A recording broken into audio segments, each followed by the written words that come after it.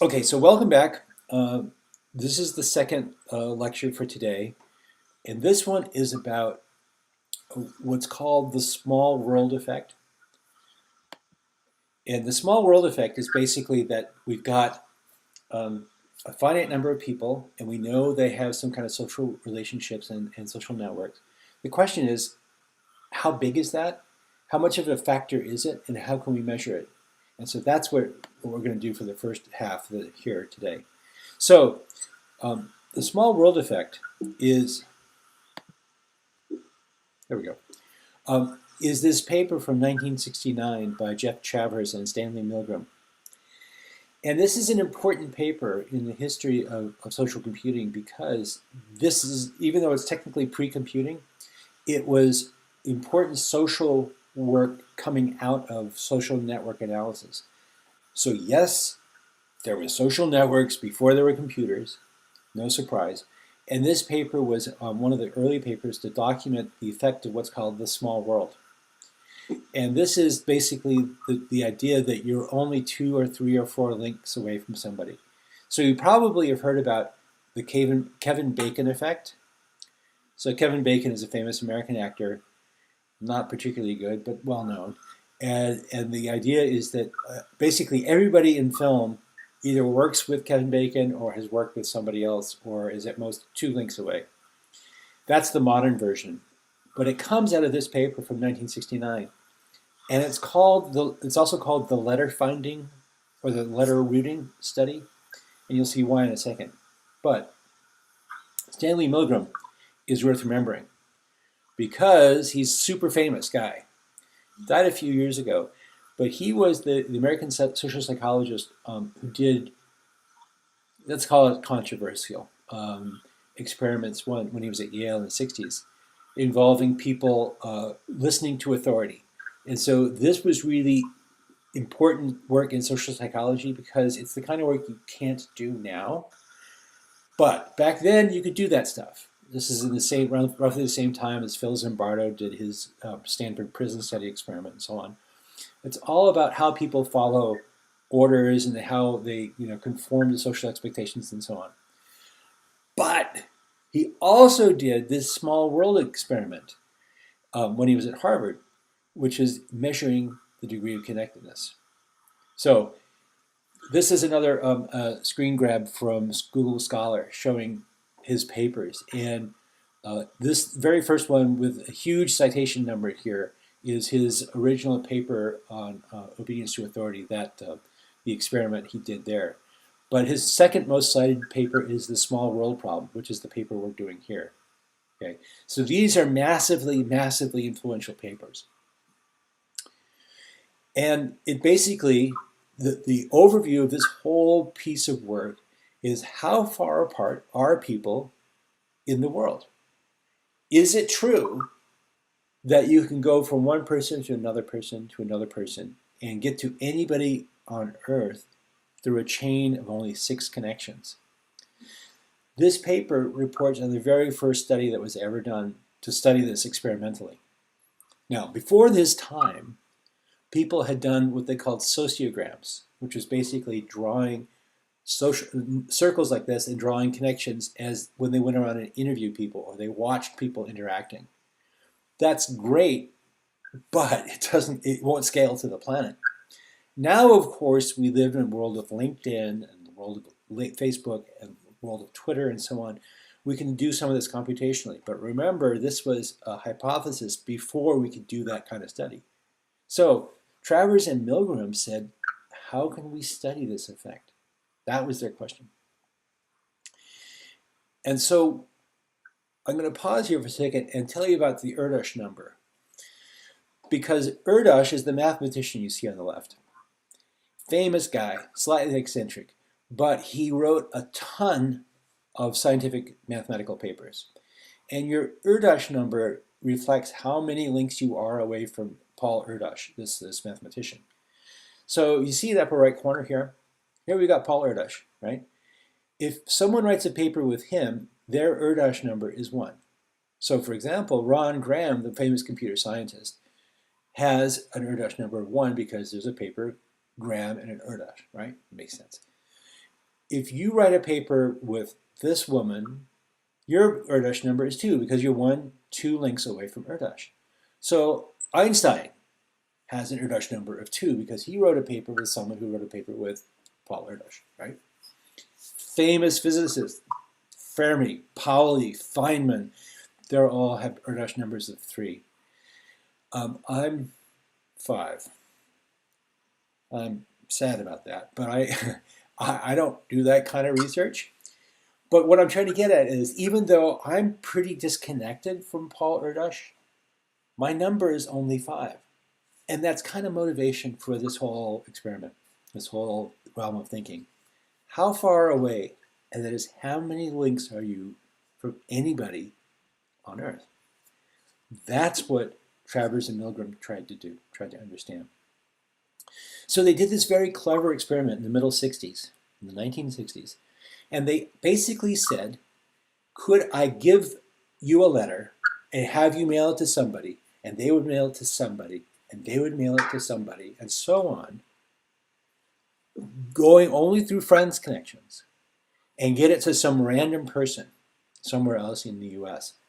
And so in this picture, you see the idea is they started with a bunch of letters, like postcards, actual physical letters. This is pre-email, remember. This is pre-cell phone. This is pre-everything. And it cost, I think, 10 cents to mail a letter. But they started with several hundred people in Nebraska, and they said, would you please mail it to somebody, and then give them instructions to mail it to somebody, and so on, and get it to somebody in Massachusetts on the East Coast. If so, write down the person you sent it to and mail us the postcard, and so on. This is a kind of way of measuring the way the global network is shaped. It's a way of looking at the structural connections from person to person, from organization, group, and so on. And so when they started this, they had this hypothesis that the connection distance was 6 maximum, but they didn't know. So here's the study they did.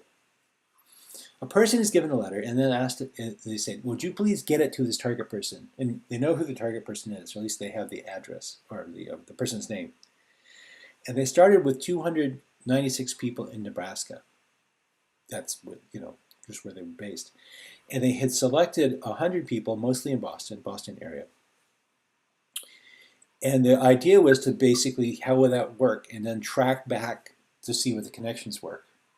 Now, it wasn't totally random people. They were all connected somehow to this sort of stockholders group. And that's not an unreasonable conclusion, not an unreasonable prerequisite to put on this, because that way you knew that there probably was a path from point A to point B. Whereas if it was a random person somewhere in California, it may take forever. And we'll get back to that. So, but it was a way of sort of selecting the set of people that would participate in the study. Okay, so they did this. What did they find? What they found was, is this beautiful figure from the paper here on the right. If you look at the number of intermediaries, that is the number of links that letter had to go, this is the distribution. So if you look down the lower left, there was at least 1 or 2 letters that went, I'm sorry, that had an intermediary of 1. That is, they just mailed it to the person because they knew it. Fine. Boring, but fine. There were a few people who had to go through 2 links, a few had to go through 3, more had to go through 5, and so on. And you see this giant peak here at 6? Remember this, right? So out of all those letters, only 64 actually made it through. And the average mean length of the path, that is the number of intermediaries, was 5.2, okay? So 5.26, something like that. Okay, so remember that. We'll come back to that because it suggests that the number of degrees is 6 or less on average. Now, if you added up all the intermediaries for all of the letters, it was 453. So a lot of letters got sent around trying to get this to happen. Now, what's fascinating to me about this is that there are also structural properties that we see. That is, not only do these chains go forward, from place to place, but you also get this convergent things. Now, people are converging on a target. They may not know the person, but they know somebody who lives somewhere in Boston, so they send it to that area. And what you see is kind of like a bee's homing effect. It goes to the area generally, it goes to a smaller region, and it's focusing in on a particular geographic information. That was the primary source of linking connectivity. Remember, this is pre-email. You couldn't just look up somebody's web address. Now, there were also, on the other hand, a lot of failures. That is what they called incomplete chains. These were letters that started off, just like everything else, they started off from one to the next, and so on. And for the ones that did not make it, because remember, they were all numbered. They knew where they all were. So they knew that number 33 got lost somewhere.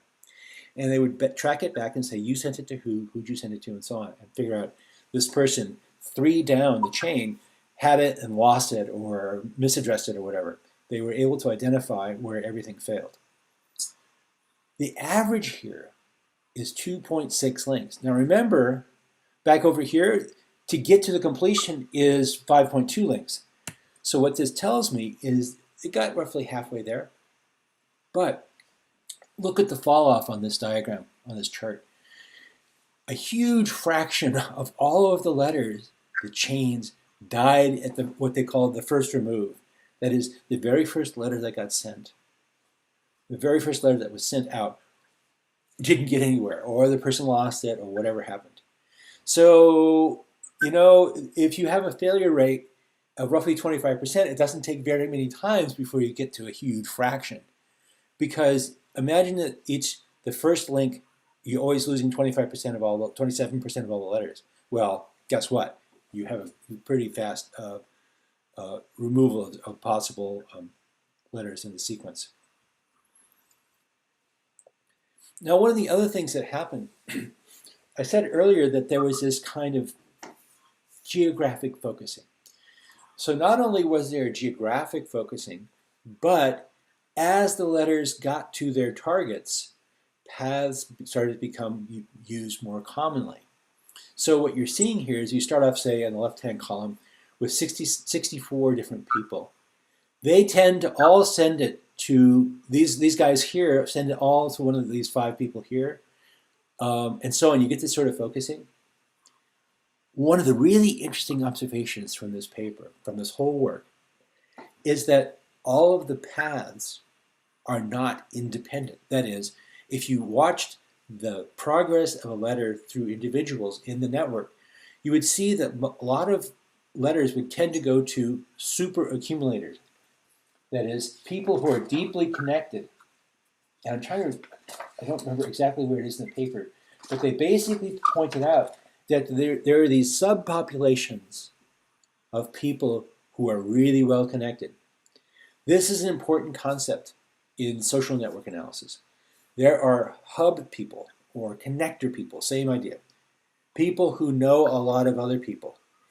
You know these people exist. And we also know the opposite. There are people who are loosely connected, don't know many friends, and so on and so on. These are people who tend not to be focused. So the hubs, the strongly connected people, tend to form the common pathways. That's the sort of focusing effect we're seeing here. This was the first time in this paper when this common pathway, this hub, this superconnector was identified as a key concept. And it was discovered later that this is still true, right? Even in email, even in Twitter and so on, there are people in social network systems who are deeply connected, who tend to be the hub connectors, okay? So that's an important idea. Another important idea is that, again, these things are not sent out randomly. I don't know random people somewhere near Boston. So if I was the first link in this chain, I would probably send it to a friend or acquaintance, or somebody who lived in Massachusetts, who would then probably know somebody in Boston who would, and so on and so on. Right? So 86%, the vast majority of all first connections are with friends or acquaintances. And all the rest were relatives, right? What that tells me is the first connections, that is, people send this only to friends, relatives, or good acquaintances. These are not low probability, loosely connected, weak ties. Remember weak ties? Grano Van Veter? The weak ties are great for certain kinds of social connections. The point of that paper from a couple of weeks ago was that weak ties help you find jobs. They help you in these sort of not strongly connected kinds of relationships, kinds of actions. But when you have to get something done that's requiring social capital, you tend to go with strong ties. That's what we're seeing here. First connections, strong ties. If you need somebody to loan you $100, it's going to be through a strong connection, not a weak connection. Another interesting thing that happened here was that people not only selected strong ties, relatives, friends, acquaintances, they also tended to select connections that were based on similarity. Now, there's a whole social connectivity notion called homophily, which is that you will tend to like people who are similar to you. This is true for socioeconomic status, for jobs, for avocations, interests, all that stuff. So that's not a surprise. But we see in the letter experiment that people tended to send letters to people who are a lot like themselves. This is particularly striking for gender. Men tended to send letters to men at a rate that was 10 times the chance that they would send it to a woman. That floors me. But maybe it was the 60s. I don't know. I would love to know if this were still true. I don't know anybody who's exactly reproduced this experiment. But it's definitely true that back then, men sent their letters to men, and women would send letters to men or women 50-50. Okay. This tells me something about the social network of women versus men, but that's beyond the scope of this experiment. It's a fascinating observation, though. Now, one of the fascinating things that happened was that not that long ago, these folks, Dodds, Muhammad, and Watts, replicated as much as they could the small world letter exchanging experiment by using it in global social networks, right? So this is now a modern replication of this. So what do you predict would happen? Yeah. They basically reproduced it using 24,000 people using email and 18 targets, and the average path length was 6. Right. So within the statistical error measures, this is about the same result. And I found it, no, they were forbidden from using LinkedIn or something like that. So they actually couldn't go and search for the person. They had to actually use their social network just as it was. But the fact that it's a robust number is an amazing thing. So I found this replication to be particularly striking. Okay. So I think the consequence of that study, of this Travers and Milgram study, is basically that we have these strong social networks, or rather large social networks, some of which are structural, different between individuals and between groups of people and so on. But they still have maintained these sort of overall properties over the past 50 years, which suggests to me that it's a pretty strong and robust property of the system. As we saw in the last lecture, we also know about these properties of social networks that go from Facebook to Twitter, and that you can build models that describe one and are predictive in the other. So this is where we're sort of heading overall with all this kind of work. What we're trying to do is to understand social networks as kind of a natural phenomenon, kind of natural kind. And that brings us to the last paper for today, which is this one, called The Political Blogosphere in the 2004 US election. So this is, as you would expect, this is done by a couple of friends of mine, Lada and Natalie. All three of us worked together at Xerox PARC back in the 90s. Lada Adamic is from University of Michigan, and Natalie Glance is, not surprisingly, at Google. Anyway, they did this really great study back in 2004. And it was one of the very first political blog analyses. So you should be getting the hint that all the papers that I've included in the course are papers that are interesting, important, pivotal. They're, in some sense, the core of the whole topic area about social computing. So what Lada and Natalie did was that they wanted to know if you've got two very distinct communities, like the liberal community in the US and the conservative community in the US, how do they write about each other? How do they write about themselves? How do they connect or not? So their study was basically to identify the degree to which we would have overlaps and connections between these two different worldviews. And so they were interested in trying to scrape through the blogs and understand where they're overlapping and how separate they are. And this is the diagram. We've actually seen this before, but this is the key diagram that they showed. The red dots are conservative blogs. The blue dots are the liberal leaning blogs.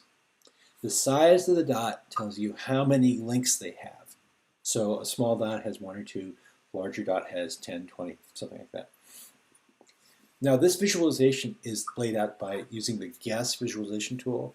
So hint, if you're doing a project that does social network visualization, you might consider doing this. It's easy, open access tool, you can just get it. So we now see this, and we also see linkages in yellow and orange.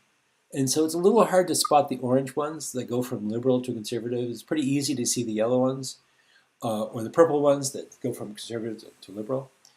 So what you should see from this, though, are several patterns that are worth pointing out. The first pattern to see is that we have this very strong color clustering. So there are not many blue dots in the red dots. There are a few. You see in here, right there are a couple blue dots in the middle of the reds. There's another one.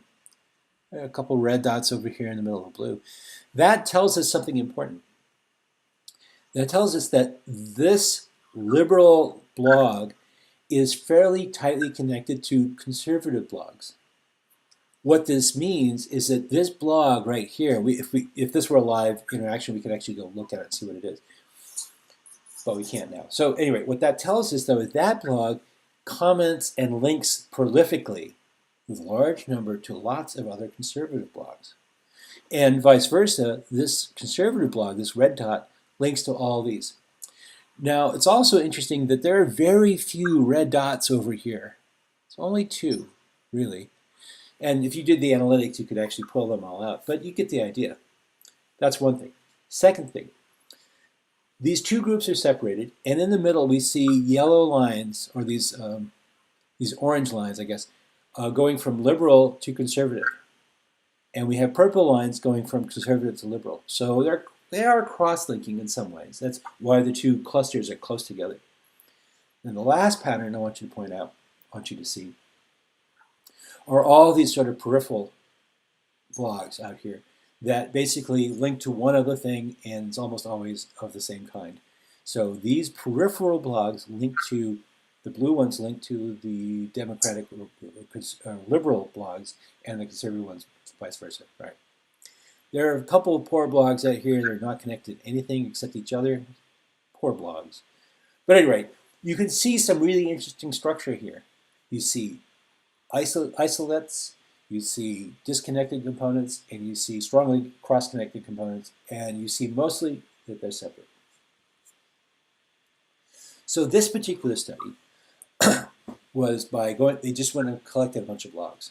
They collected almost 1,500 blogs, roughly half liberal and half conservative, pretty close.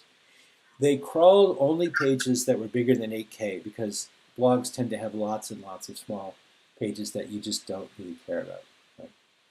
So did that. And they then took those pages and crawled and extracted links to other blogs, and they identified each of those blogs, again, by using a little bit of code to identify the sort of political stance of the blog, conservative, liberal, independent, and so on. They also crawled what are called blog roles. That's that stack of links you see on the right-hand side. Blogs we're reading, stuff like that. Those are blog roles, and they manually those are manually defined links to other blogs, and they crawl those as well.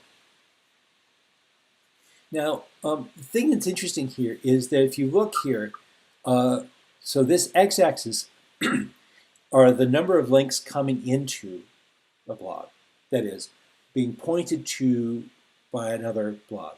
And so you're seeing here the number of total links of any kind coming in, separated by kind of blog.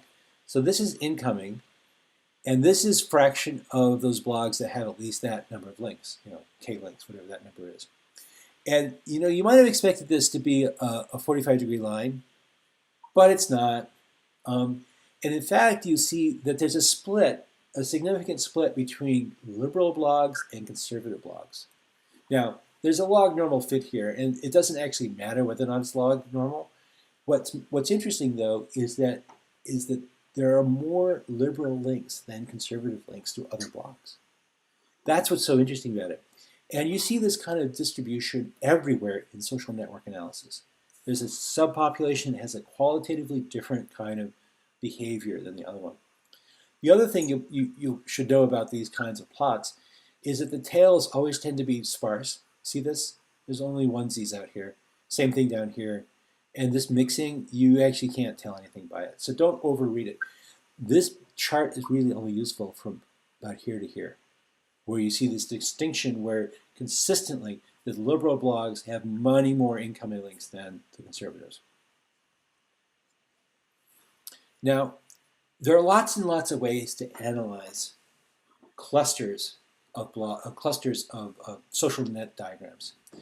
And here we've got 3 different ways of slicing through this blog cluster visualization. And so what you're seeing here are, again, red is conservative, blue is liberal, and so on. In the top row, A, it's the whole thing. This is a smaller set. This isn't all 2,000 or 1,500 blogs. This is a smaller subset. It's only like 40 or something. Okay, so that's the whole set. Now, in B, we removed all the edges that have fewer than 5 citations. So these are only strongly connected blogs. And you can see here, again, we have a couple crossovers between the conservative and the liberal one, and so on. Okay? But now, the last one, C, you removed 25 or fewer. So they're only super strongly connected ones. And now you see there's nothing here, right? There's actually no strongly connected, where strongly it amounts to more than 25 links. This is a nice analytic method, and I'm just suggesting this in case you're doing an analysis like this. You can move the number of connections and prune the graph and see what structures come out of that. Okay, so if you look over here on the right-hand side, you get the column. You can identify each of the blogs, and you get an idea for what's going on. But this is a structural analysis by selectively eliminating edges based on the degree of connectivity. And it's a really valuable technique to use. Here we've got another chart showing the most linked to news sources, top conservative and top liberal blogs. So here's, we see Salon and Wall Street Journal and so on, right? And you see this very different patterns, right? In general, we're seeing this a repeated pattern here, where the blue, that is the liberal, tend to link more than the conservative blogs. So interesting observation here. Another interesting analysis that you can do, and that they did in this paper, is to look at time series data for different clusters of blogs on a particular topic. And this is, what topic was this? This was a particular kind of scandal that erupted involving forged documents. At any rate, the scandal doesn't matter, but it really, as you can see, profoundly affected the number of posts that were made by the right-leaning blogs, the conservative blogs. They went nuts. And the liberal blogs said, yeah, fine. You can see just the total volume here is very much smaller. So that's a standard time series analysis, grouping by social construct, in this case, the conservative or liberal bias of the blog. Another thing that's fascinating about this chart is on the right-hand side, you can see after October, roughly, after roughly this point, the right blogs continued to talk about it. In fact, they kept echoing. And so this is what you're seeing here is a weekly cycle. But they wouldn't let it go. And this is, of course, because there was some political advantage to them to keep that thing activated, to keep it going.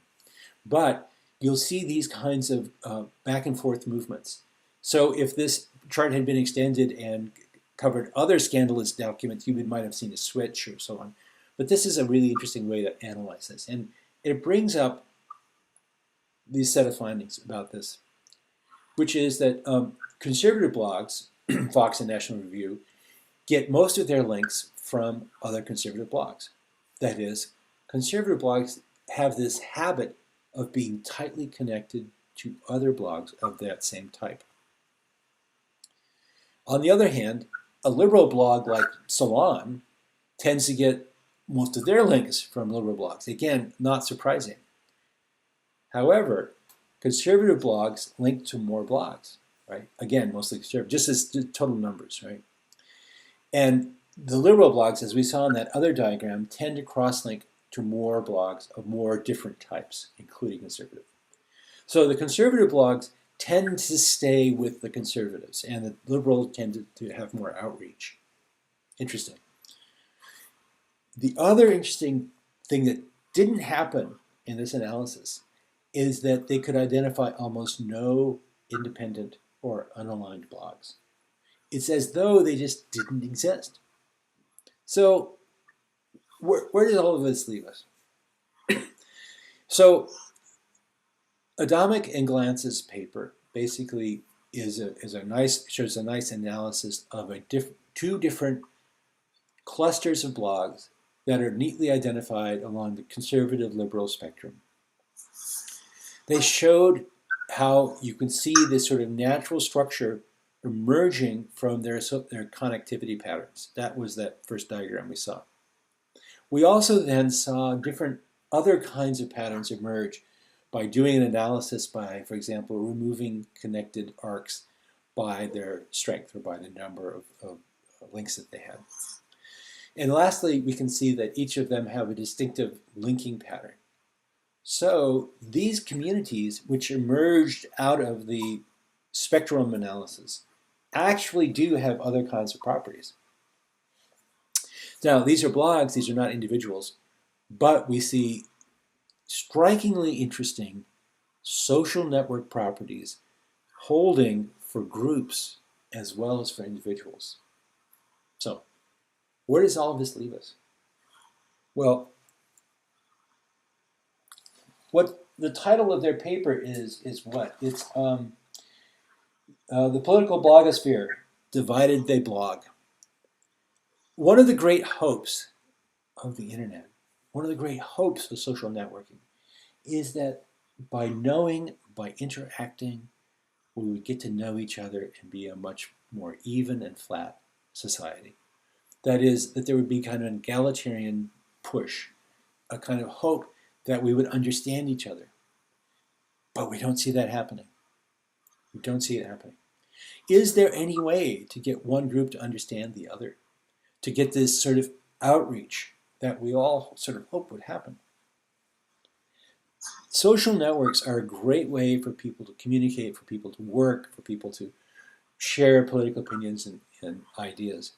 And yet we see with the rise of fake news, and this is a global problem, we see with the rise of fake news that the social networks are in some ways working against us. Stories get told that are crazy talk, just clearly crazy conspiracy theories, and yet through the social networks and through the fact that many of the social networks are relatively closed, they're not heavily cross-linked, as we just saw, we tend to see these fake news stories being maintained within a bubble and not distributed widely. So this worries me because, the implicit social network contract, one of the understanding, is that this will help us reach out help us understand others, and help us understand what's going on globally. That doesn't quite seem to be happening. So I hope the opposite doesn't happen. That is, we end up only talking within our social network, the one that's approved and okay by us. Okay, so that's the end of that second thing for today. So let's talk about where we're going in the future. So next week we have just 2 segments. We have the check-in. I'm sorry, this is May 12th. This is 2 weeks away. So I see that most people filled out the form and submitted a little thing, and I will do follow-ups in the next few days to make sure that everybody's on track and they've got the project, they've got a data set, and they've got a clear idea of what they're going to do. So this gives you basically 2 weeks to get some work done. And after our conversations, after our email threads, I hope everybody's got a pretty clear idea about what they're doing. And what I'd like to do on May 12th is basically get the 30-second version about how it's going. So, hi, my name is Johan. I'm working on Project 12, and that's going to be an analysis of email traffic in the Enron corpus, whatever. Right? You just say what that is. And I want to hear if you're having trouble, if it's going hunky-dory, everything's really working well, or what we can do. And I want to do this in the class, partly so that people will start to hear what your project is or what you plan the project to be. And so we can have potentially cross-group sharing. So for example, suppose we've got 2 groups who are doing an analysis of the Enron corpus. One group might say, you know, I just can't extract the metadata for, you know, email system type. Another group might say, well, I know how to do that. Here, you know, and we can start to get this sharing. So this is really a social computing class, and I like it to be social, just saying. And we'll do a little bit of this social behavior by just getting people together and getting everybody to sort of talk about what they're doing and what's going on there. So that will be May 12th.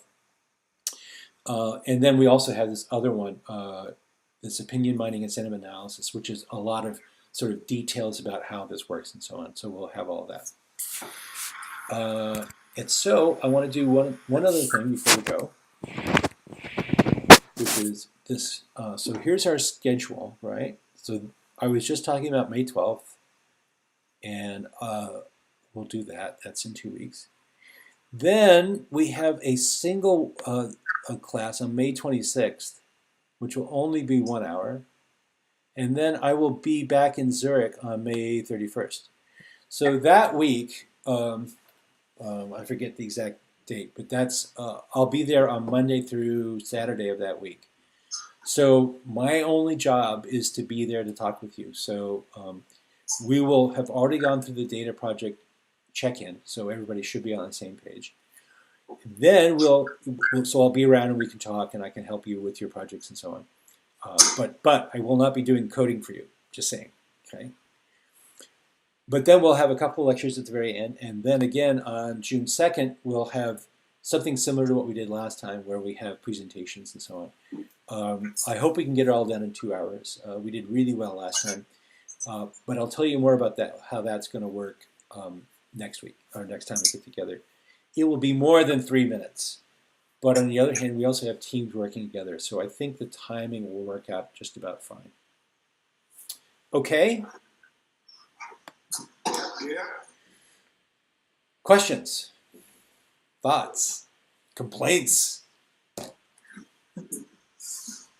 Nothing. No, nobody's got anything? Nope. Okay. So I realize we're slightly ahead of time. So if anybody would like to, I'll hang around for another 10, 15 minutes or so. If anybody would like to chat, you can either just chat with me now or just go on to a Google Hangout and contact me directly at dmrussell@gmail.com. And